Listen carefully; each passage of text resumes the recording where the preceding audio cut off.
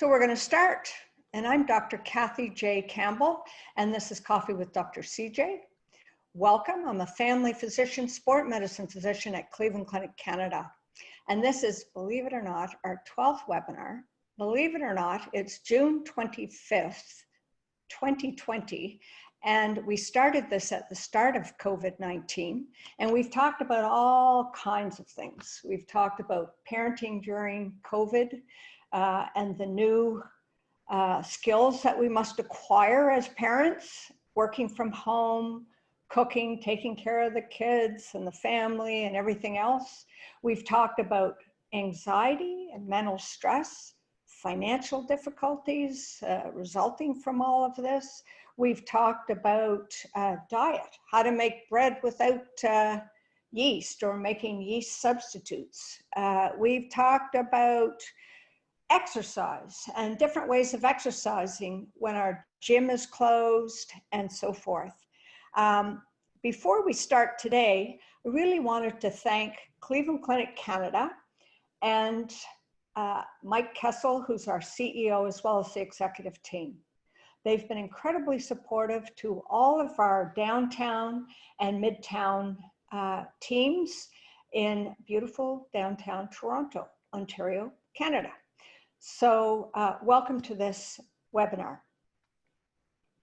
Today, we are going to meet these wonderful two guests, and we're going to talk about how do we keep the kids active at this time. So summer camps are closed. There's no or limited daycare at this point. So how do we keep the kids busy for the summer? I have two wonderful guests that are not only experts in parenting, but also exercise specialists and so forth. So briefly to introduce them, you first see Leslie Van Zelst-Lempp, who has been on the show before. And as you know, she's a clinical lead in preventive cardiology and rehabilitation at Cleveland Clinic Canada in our downtown office. She's extensive leadership, especially in exercise physiology and physical activity, physical fitness, and outpatient chronic disease management. She was a competitive gymnast in her youth and ended up playing university basketball and was a star there, no doubt, as well. She took her Bachelor of Human Kinetics at University of Waterloo and has the special designation from the American College of Sports Medicine as a clinical exercise physiologist. So we welcome Leslie. I also want to welcome Janice Kessler, who was on our show last week. Again, she's a personal trainer and yoga specialist at Cleveland Clinic Canada with over a decade of experience in health and fitness industry. One of her many specialties is training patients to use proper movement patterns. And she does this with kids, with her own kids, with our kids, with with all the kids, on posture, which I automatically start to sit better when I see Janice nearby. Which I should do, of course, all the time. I know Janice. She helps patients gain strength, flexibility, improve their posture while relieving pain and preventing repeat injuries. Her techniques have helped patients of all fitness levels to increase their body awareness, accept limitations, and improve their overall sense of well-being. So welcome, Janice. And I know I've sent Janice lots of patients to help improve posture. And Leslie sees a lot of our clients and patients for looking at special areas of fitness as well as general fitness. So welcome to both of you. Before we start, how are you doing? Great, doing well. You're surviving, and I wanted to show you one little cartoon. As you know, COVID has been difficult for most of us, but not so much for the animals, I understand. So this lovely little cartoon here says, the dog says, every day my person stays home with me. We eat, we sleep, we go on walks. I knew 2020 would be my year. Now, although Fido here has scored with COVID, this was not the experience for most people, unfortunately. But there's always a silver lining. And if we look hard enough to find it, we try to find positives in this. For many people, it's really been an opportunity to step up and to be our best selves and to look at some positive things. Can we start with, maybe I can get you to comment on one positive thing that has come out of COVID-19 for both of you, starting with Leslie. Well, anyway, thank you for having me, Cathy. Again, lovely to be back on the show. I'm going to just point out two quick positives for me. First and foremost, interestingly enough, even on this topic, it's been really amazing for me to be able to be so active with my kids on a daily basis. So we'll get to this a little bit later as to what's going on in Canada and the unfortunate grade that children got in Canada right now for how active they are. So one of my big positives, again, has been being able to be even more of a positive influence on my kids. Can you give us the age and sex of your kids, Absolutely. just for the so audience? So I have got a little, well, she just turned 2, which again, completely blows me away. So my youngest is 2, and my eldest is about to be 8. So both girls. So again, my husband and I joke about that sometimes. It's important, of course, that he is a positive role model for everything. But, you know, I'm their mom, so they look to me even more when it comes to that. So I've been able to be so much more active with my kids and instill in them even more that, you know, exercise is part of their day. It's not something they're making time for, right? It's part of the day. Yeah. Many parts of the day. So that's one big one for me. The second one, the quick one there, is that with my youngest. So I had because she's my last baby, I had a hard time leaving her after a year. It was really tough on me to leave her. So the fact that I've got to spend more time with her over this COVID time has been really awesome for me to get some more quality time with her before she grows up and leaves. So. And Leslie, just one other thing. I know we were talking, and the audience may find this as well, but we were talking before we started about how for your 8-year-old, this is, they know what it was like before, but for your 2-year-old, it must be very tough because now this is what, she doesn't know anything other than this COVID kind of existence. So maybe speak to that for a second, just how that is for you. Yeah, it's very true. It's even conversations we've had to have with our 8-year-old of, you know, as she continues to grow and even learn words and new practices, for her maybe not to talk so much about how it used to be, because yeah, my 2-year-old will now grow up in a time of, like we're oh Mia, like my littlest is Mia, the eldest is Elle, and oh Mia, my gosh, we used to be able to play in the, you know, in the schoolyard and nobody cared and everybody touched and all these things. You know, we've sort of had to remind her that, you know, these are things that going forward, Mia won't know the joy of that in a lot of ways. Yeah, it's tough. I mean, thankfully, in some ways, my husband and I say the 2-year-old won't know anything different. So in that sense, it's good. She'll grow up with these practices and she won't know the difference, but even hearing about the differences, will be tough for her. So she's such a lovely, she's we always call her our go along to get along girl. So she'll probably handle it well. She's a pretty smooth rider. So. Yeah, for sure.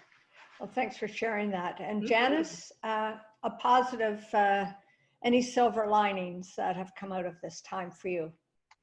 Yeah, so thanks, Cathy, for having me on the show again. It's really fun to do this. And I'm the same with Leslie, is being home with the kids. I have 3 children. So my oldest is a girl. She's 5.5. I have another girl that's 4. And then I also have a little baby, a boy, who's almost 7 months. So being home with them is actually, I would say, they're probably the most active they've ever been in their lives, having mommy at home with them. So I take them out for recess. We do a lot of outdoor activities and they do yoga with me. It's in that aspect, they're being active every day, all the time. And that's bonus for me, because as you all know, exercise is so important in my life, and I want it to be for them as well. Yeah. Well, great. Thanks for sharing that. So we're going to jump right into it here. And Leslie, so what exercise is best for kids? Maybe you could comment further on how to start with your Yes, kids. we are looking at definitely this. we're going to get a deep dive into this, all of you. But yes, in its most basic sense, everyone, when it comes to kids, it's just, it's different than adults, right? And it's as weird as it might sound, I joke with my husband about this. Adults in some ways could learn a lot from the way kids are active, right? So it's a lot more just, you know, riding bikes, playing tag, dancing, you know, running around the house, like just, you know, so carefree, right? So it's a lot about that. Whereas, you know, as adults, we're really focused on, oh, we're heading to the gym, we're lifting weights, we're signing up for an exercise class. So for kids, it's quite different. But again, it's fun, right? There's so much fun involved. Yeah. And again, I feel that gets lost sometimes with adults. I speak with adults all the time that are, you know, one of the first things they say is, you know what, if you're going to convince me today to love exercise, I'm walking out the other way, right? Because they'll say, I hate it. I hate every part of it. I know it's important for me, but I'm never going to like it. I think part of that happens because we don't play as kids. You know, we grow up and we get too serious about it in some ways, where if we just went back to, I think that's true for a lot of things, if we just went back to being a kid, in a lot of ways, we'd all have a lot more fun. So fun is key. Fun is a good thing, and that's what is going to keep them going. And you know, some studies have shown that kids that exercise with their parents have a greater likelihood of continuing exercise because they associate it with that wonderful experience of being with their parents as well. Absolutely. So I'm going to keep going here. And Janice, so maybe you could discuss some of the benefits of exercise for kids. Yeah, so for exercise with kids, it's important to start at a young age, because if, like you mentioned, when they start exercising at a young age, the likelihood of them continuing is a greater chance as they go into adulthood. And as we know, this is important as one ages. And there are a couple of, there's several benefits, such as it's great for movement, get their healthy hearts, increasing their fitness levels, getting them strong. You know, they're still growing, so their bones are growing. They need to develop strongly. And also it's really to have fun and be happy. Like kids love to laugh, and kids love to run around. That's really important, is them to have fun with whatever activity they're doing it. So if you can find that's key. It also is good for social interactions, whether it's with the parents or their siblings, you know, playing with their siblings, that's important. It can help self-confidence, and also just stress and anxiety. You know, like growing up for me, I use exercise to help with my stress.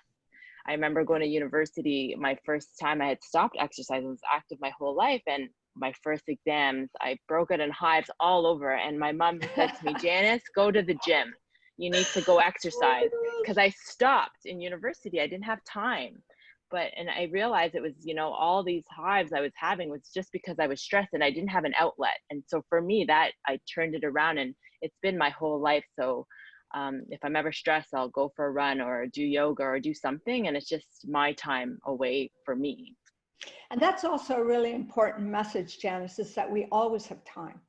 And even when we're crazy busy, we have time to do this much at least. You know, I remember being an intern or surgical resident one time, and it really was crazy. But, you know, I thought, you know, the hardest part was getting my shorts and stuff on, even if it was like 20 minutes around the block kind of thing. I think that message is great, that, you know, that we do have time. We have to make time as well. So the other thing is, Leslie, I know that different age groups have different levels of development and so forth, and you're going to talk a little bit about this now, and we've lined up a few slides to look at some of the age groups and some of the activities that you might recommend for that. So I'll let you lead the way here. Sure, yeah. So again, first we're starting with, of course, the early years. So from 0 to 4 years. So when we first start talking about the infants, right, which of course is less than 1 year, physical activity, it's several times a day, of course. And I remember with both of my children, my husband would laugh at me because I'd be on the floor, laying beside them, putting them on their bellies. And, neither of my kids, unfortunately, like their tummy time. They screamed, they didn't want to do it. But again, it was even that young, making them realize how important that was. Now, again, for development, there's for strength, for so many reasons, but for the really little ones, again, the interactive floor, the floor play, that's critical. So again, as I just kind of mentioned, tummy time is big. Little things like, reaching and grasping for balls and other toys. That's going to be important for the little tiny ones. Rolling on the floor, and teaching them to kind of roll. We all know that's like a big exciting thing for moms. When the kids roll, we get all excited when they start doing that stuff. But again, that's half the reason of tummy time, is it leads to the rolling. When they get into crawling, it's, allowing them to crawl around the home. Of course, you're going to want to have a safe space for that and the rest of it. But so that's kind of for the littles. And then when you're getting into the toddlers and the preschoolers, so kind of that age 1 to 4, this really starts to pick up, right? So it's funny, I had a patient say this to me once. They're like, 180 minutes over the week. I'm like, no. At this age, it's actually spread throughout the day, right? That's actually the recommendation, is that it's 180 minutes throughout the day. Now, of course, this changes a bit. So really at this age, it's any activity, right, at all that gets them moving at all. So it can be climbing stairs, moving around the home, playing outside. At this age, of course, they're really, really keen on looking into their environment, right? So they're just so stimulated by everything around them. So playing outside and really letting them explore is really big. My 2-year-old right now, I swear the entire neighborhood is just coming out on their porches to watch her do this. So if we allowed her to live outside, she would, naked, of course. She wants to be naked and outside. That's kind of her big thing right now. We don't let her be naked. I promise all of you, I don't have a naked 2-year-old walking up and down that, but she loves to just walk down our street. And, any of the little, the garden, if she can walk on someone's, just a little platform there she can walk on. She goes to every single house and she sits on their stairs. She waves. It's the cutest thing, but she loves it so much. And she'll do that all day if you let her, right? So it's things like that, right? Crawling, brisk walking, running, dancing, right? These are all things that toddlers love to do. Really, as they get more towards the 4, right, the more energetic play really starts, right? So they start, the hopping and the jumping and the skipping and the bike riding. So that, really starts to get going towards the end there. But yeah, that's sort of where the early years, those types of things, right? And then when we lead to the next group here, so the children from 5 to 11 and then youth from 12 to 17, we kind of kept these together because from a recommendation standpoint, they're both very similar. So it's that next step up. So we're wanting at least 60 minutes of moderate to vigorous intensity physical activity daily, right? So that's where you hear that intensity change, right?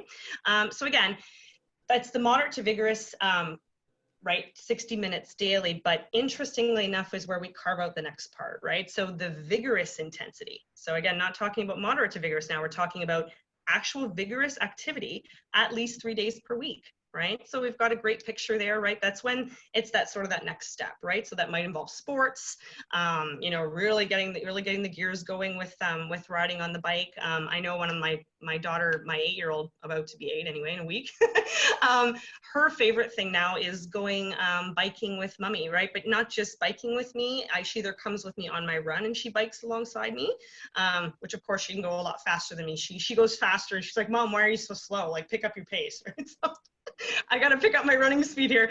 But again, she loves that, like just the biking in general, right? But that's more vigorous for her. And we've had that conversation of what vigorous is, and we'll get to this a little bit later. But so there's that vigorous piece, at least 3 days per week. And then there's the actual starting to focus on the muscles and the bones, right? So at least 3 days per week, really making that conscious choice to start choosing things that use more muscle and bone, right? So this can be many things, but, like going to the playground after school, right? Where you can really start lifting yourself up, you're going across the bars. I'm always, whatever reason, I love when my kids get to that stage, they can go back and forth on the bars because I can do it. Gymnast of old, right? So I actually love still being in the playground. So my husband thinks I'm crazy, but I do. I love that part. But that's when you start getting more into that, right? It's more playground, more using those muscles, you know, again, the walking and of course the biking, the rollerblading, skateboarding, that's where these things start to come in a bit more. Lots of, you know, games at resets. It's more complex games, right, that really start at this age too, right? They get more complex, lots more involved. That of course helps them start to focus even more. You know, sledding in the park on weekends, you know, all sorts of stuff. But this is where, again, there is definitely, it starts to get a little more concrete with the guidelines. And also, you know, keeping in mind the physical distancing and, Yes. you know, the return to play. That the good thing about this picture that we have up here is that, you know, if each kid has a ball and, you know, you can kind of be together but be apart, and you can practice some of your ball skills as a social group. Maybe playing, you know, it's controversial right now because of possible contact or closeness. But this, you know, if you have it well arranged with drills, you know, they can get that social interaction as well. For sure. It's a great point, Cathy. And actually, it, even with my 8-year-old right now, one of the things we're starting to do a little more with her, and I encourage, even in this moment, I encourage other parents to start, you know, start thinking outside the box, right? When it comes to social distancing, like my daughter now is so into tennis, right? This is something we can do safe, you know, she wants to do it with a friend, she can do that safely. I've gotten her more now into playing catch, right? So teaching her how to catch a ball with a glove. These are things she can do with, you know, even the kids in the neighborhood, since again, it's allowed, but again, so that they keep their distance. We can get more, you know, curious with our kids. We can say, saying, hey, let's think of these other activities, not just the typical ones, right? A lot of the typical ones at these ages and the ones we just shown were, you know, yeah, playing soccer and, you know, so, but it's interesting how many more are out there, right? So it's kind of a cool thing. And on one of our earlier shows, Leslie, we had talked about, you know, with adults looking at the Borg scale, looking at, you know, moderate intensity exercise, which also helps the immunity and so forth. But how do you figure that out with kids? Like, presumably they need a certain level of intensity as well to get the most out of their activity. And you don't want to take the fun part away, but you want them to get the intensity. So what are your suggestions around that? Great question, Cathy. So yes, it is definitely a lot different than what we would say with adults, right? Because yeah, if you make it too complicated for kids, yeah, that fun factor, and again, I'm starting to think now we should do that with adults a lot more too. Once you start to take away that fun factor, now don't get me wrong, adults get kind of motivated sometimes when they can really get more concrete with intensity, so heart rates and Borg scales. But for kids, it is really important to be really very simple about it. So just again, the things like, you know, teaching them that moderate intensity, right? And just, you know, kind of explaining, yeah, I'll start to get a little sweaty, right? Just a little bit of sweat's going to start, you know, you're going to start breathing a little harder. So the way I explain this to my daughter, she'll start to hear her breath, right? So you can start to, that idea of, you know, not hearing it and then hearing it. So we've actually practiced that. And I know Janice actually will speak a lot to the breathing and even what we do with kids when it comes to teaching them proper breathing, but it's an interesting little flick in their heads of, oh yeah, I can hear myself. So that's that moderate intensity. Another one, you know, for that is one we actually still use with adults too, is that talk test, right? That idea of, you know, honey, you can still talk at this point, right? You should still be able to talk. If you're singing, right? So if we're out and you can fully, you know, boy, the 2-year-old now has brought Frozen back into my house. So we'll go through another Frozen phase. A lot of people in the audience will know the Frozen craze, but whatever their favorite song is, right? So, okay, sweetie, you know, if you can fully sing this song right now, you know, it's not moderate, right? Like we're not probably going fast enough. We want to have it so you can still talk to mommy, right? You can hear that breathing, but you can't sing. Right? So that's that moderate. The vigorous, of course, is that next step up. So that is when the sweat, you know, we've got some good sweating going, you know, the shirts and the clothes are probably starting to get a little bit damp, right? And is that feeling of being out of breath, right? So having to stop and catch your breath, that's when we know it's vigorous. Right? And what kind of time are we looking at? What sort of, you know, we talk about fit, frequency, intensity, time, and type. So in terms of time, the duration, what kind of duration are you thinking about here? Or as you said, it's more accumulative for It that is. It's 180 definitely more to minutes focus on the, or yeah, 60 minutes, absolutely. I think Well, you no, said this week. absolutely. And again, it's Yeah, going back to even those guidelines, right? So having that 60 minutes on most days of it being moderate to vigorous, right? yeah, So just kind of keeping in that range, but then really making it a point 3 days a week, right? To yeah, try to be vigorous. But again, yes, you know, you have to be really teaching those kids that yes, like vigorous is again, that's hard, right? So yeah, you've got to kind of just do it in those little spurts. And then as we know with the guidelines as well, it's the same as adults that way it does, right? It comes together. We don't see much different in the research between, you know, yeah, doing it for 30 minutes straight or breaking it up into 10-minute bouts, yeah. right? So That's to great. accumulate that amount of time. So it's important again for them to know what that feels like, but then, you know, yeah, of course you have to stop and take your breath, right? So, you know, Yeah, when they're running again, skating, these are some examples, right? Skating, yeah, rollerblading, swimming, really picking up that pace, right? But then, yeah, making sure to take the time to just kind of calm, you know, get yeah, back to that moderate or even just to stop, right? Yeah. yeah. And Janice, can you give us some key points in scheduling all these activities? Like you have 3 kids at home. You're working from home right now, I believe. And so how do you schedule this kind of stuff? So I can what's barely important? schedule Yeah. myself. I don't know how you do it.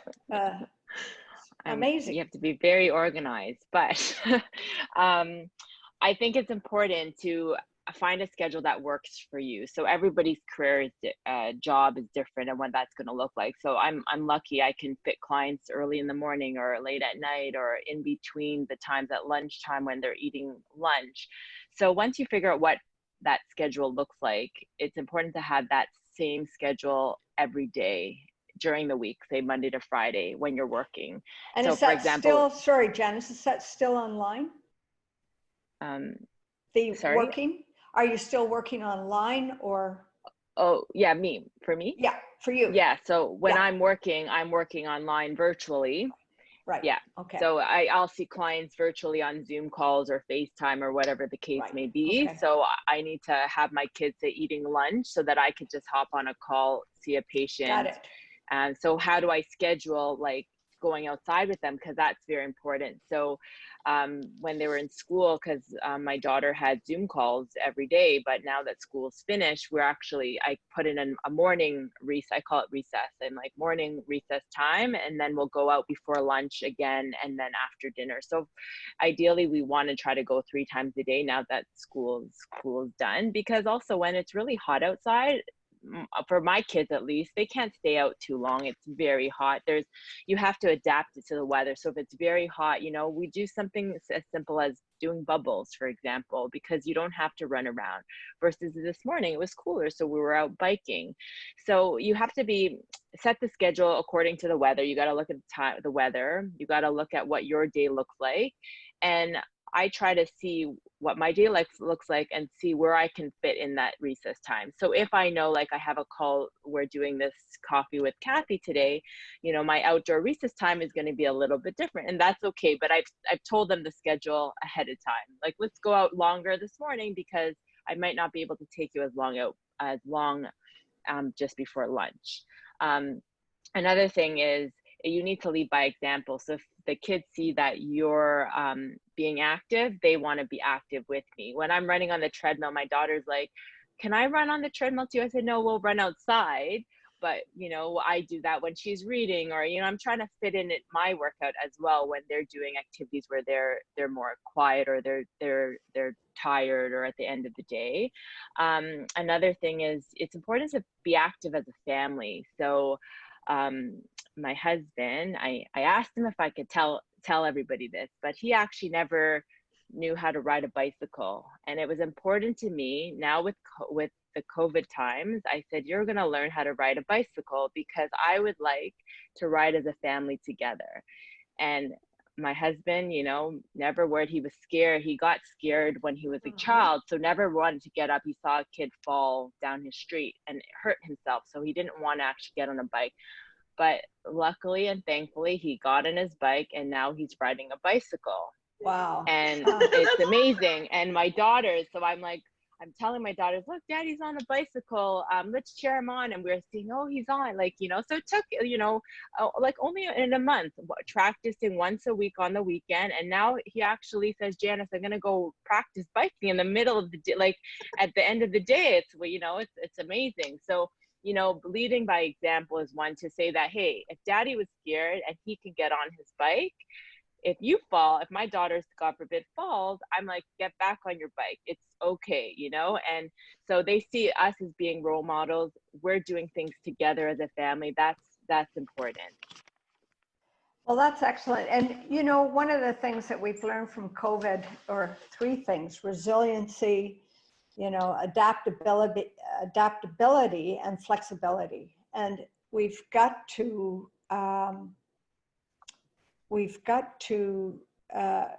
combine those to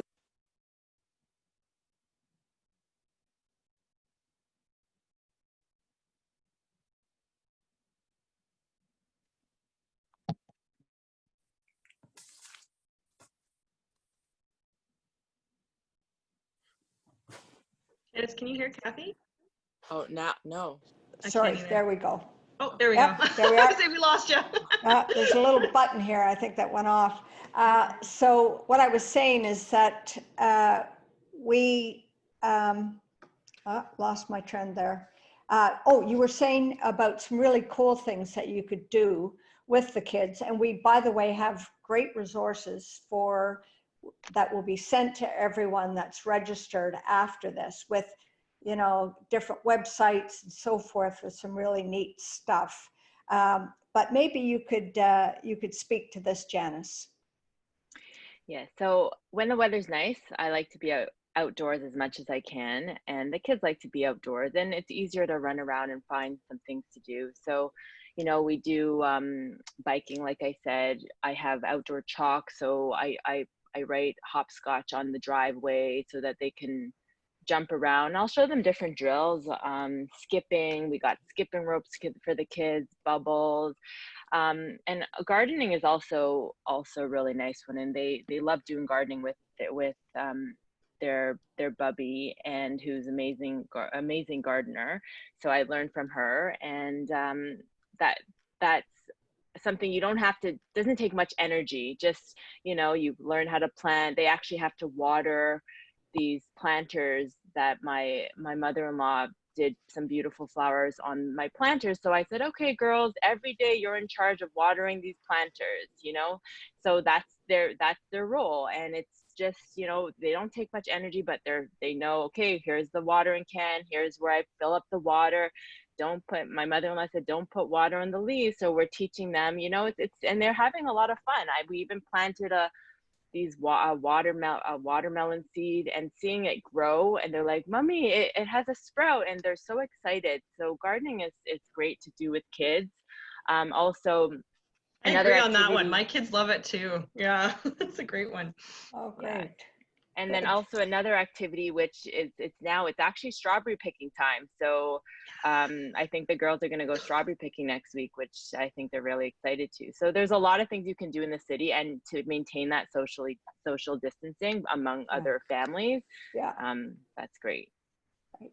And Leslie, you were going to talk about some more things here, some other cool ideas, and then we're going to talk a little bit about some things. We'll just go through them quickly, some toddlers, elementary age, and so forth. So maybe you could highlight things, because these will be sent to everyone. So some other cool ideas, maybe pick out one and talk about one of these. Yeah, no, and definitely we wanted to give the audience, because, you know, as Janice and I have been talking about, again, the outdoors, it's endless. Like, there's just so many amazing things that you can do. And again, I think a lot of us have been forced, which again is a great lesson for our kids, right? Is what Cathy's talked about. I think those three things you mentioned, Cathy, I think, you know, if we were to pick out another silver lining for our kids, like if we can teach them those types of things now, right? Like the adaptability, the ability to roll with this, right? I think is a huge lesson.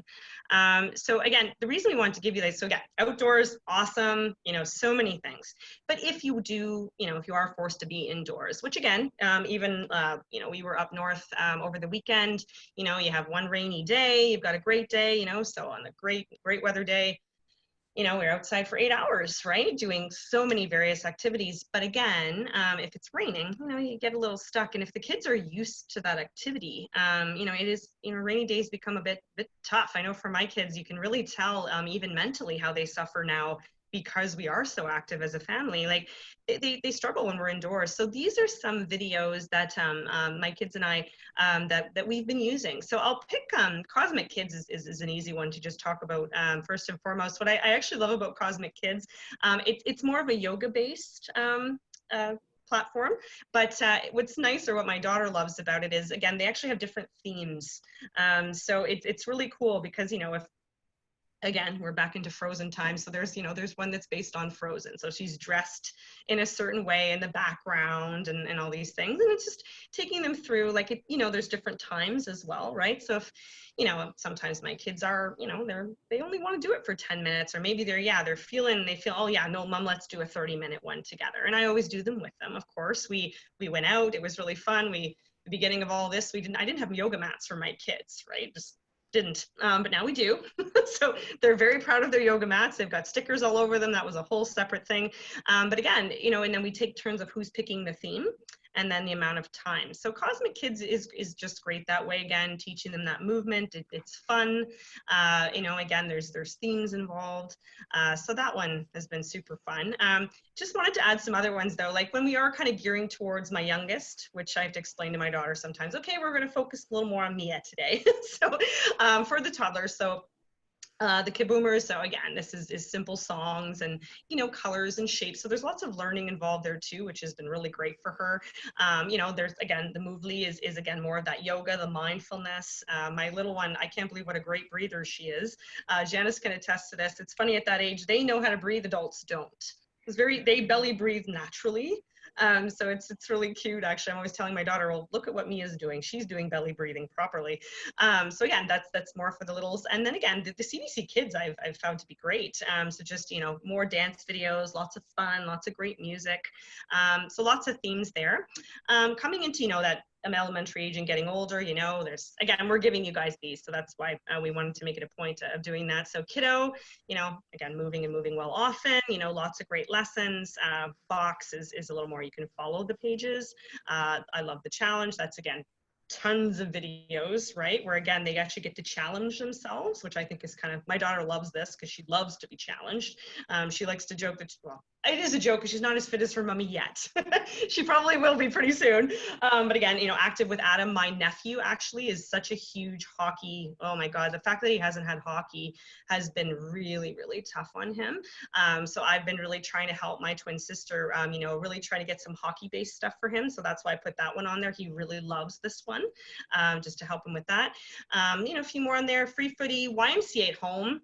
Really love this one. Again, we are a YMCA family, where there's a new one being built in our area and the beaches. We can't wait till it's open. But the YMCA is really great. I did throw some French ones in there too, just because, again, my daughter's in French immersion. So this is a way that I can get her to practice her French without really having it be French in that sense. We get to sneak that in there. Yeah. So those are great ideas, and those are all included and will be sent to participants today in a follow-up email. So thanks for that. We do have a few questions for you. But the first one is, I was reading about Participation, and they apparently recently gave our kids in Canada here a D+. Participation did in meeting the physical activity guidelines in Canada. So what would you say about that? And obviously this is a first step to correcting that, I would think. What would you think, Leslie? Absolutely. So again, every year, Participation comes out with, it's a report card grade of kind of how our kids are doing, how our young children are doing. So yes, we have a D. Oh, it was devastating. A D+ on overall physical activity, and then a D+ on sedentary behavior, right? So again, I think we all know, right? There's that activity that challenges us, and then there's the actual movement throughout the day. So we got a D+ on both. We got a B for sleep and an F for overall 24-hour movement. So this is not great, folks. This is really not great. So that's another message to, Oh, yeah. we may be preaching to the converted here, but Yeah. we all need to move more. I mean, you know, in my age group, in your age group, every age group should be moving way more than we're doing. And certainly and the we scary all thing, give that message. Yeah. Yes, and the scary thing about it is that this is where it starts, right? So the main takeaway from that report card, everyone, is sort of what we've been talking about. The main suggestion coming out of that report card this year was that family idea, right? So parents being good role models and really stepping up, right? So that's kind of the main takeaway from that report card as one big suggestion to everyone. It's time to step up, right? It's time to be good role models. It's kind of time to do what I said, right? Exercise is not something you're making time for today. It is part of your day, right? So that's a very, very distinct mind switch. And again, just reiterating that it's so important. Parents that exercise with their kids, this leaves lasting impressions on the kids and positive memories, which inspire them to go on as adults and keep that fitness. And there's studies on that. Janice, I got a question for you. And we have about 3 minutes left here. So maybe you could just give some highlights. It says, my daughter is a 15-year-old soccer player and wants an exercise program. Do you have any suggestions around that for this? I think it's a mom here that's asking that. Yeah, so when kids show interest and they want something, I would say go for it. It's important to foster and motivate your children. So if they want an exercise program, it doesn't have to be as intense as an adult exercise program, but it's important that they have something that they can do. And in what I have to point out is not only, you know, we're running around, we're doing all these things that are building our muscles strong and our bones as well, but we also have to stretch. So I notice, like, you know, my kids, when I do a downward dog, their hamstrings are so tight, their calves are so tight because they're not actually stretching. And it starts at this young age too. So if we don't build that mobility as a child, it's gonna continue as they get adult. And then you come see me and say, Janice, why is my back sore? Why is my hip sore? It's because, you know, you haven't been stretching since you were 2 years old, right? And it doesn't have to be like a big, vigorous stretching regime, but it has to be some stretches as they age so that we don't have these problems later on. So that's important as part of an exercise program. Great, thanks so much. So we have 1 minute left, and I want to get a quick final tip from both of you. And before we close off, I also wanted to say that the next webinar, which will be number 13, will be July 16th on the new normal.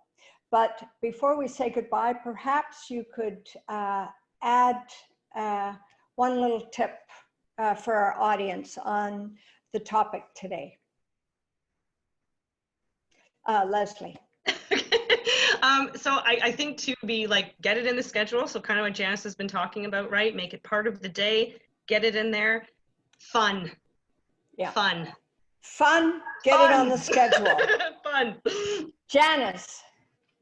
Yeah, I mean, I'm the same. Is have fun with it and just get on it. You know, take 5 minutes less of reading a newspaper or 5 minutes less of watching a TV or something. You just start small, and then the time will fly by. You won't even realize that you've been out there for an hour because you're having fun. So yeah, that's important. Well, thank you to both of you. You're both rock stars at Cleveland Clinic Canada, and I'm very appreciative of you coming on the show today and sharing your wealth of experience and information with the audience today. So thank you so much, and we'll see you July 16th.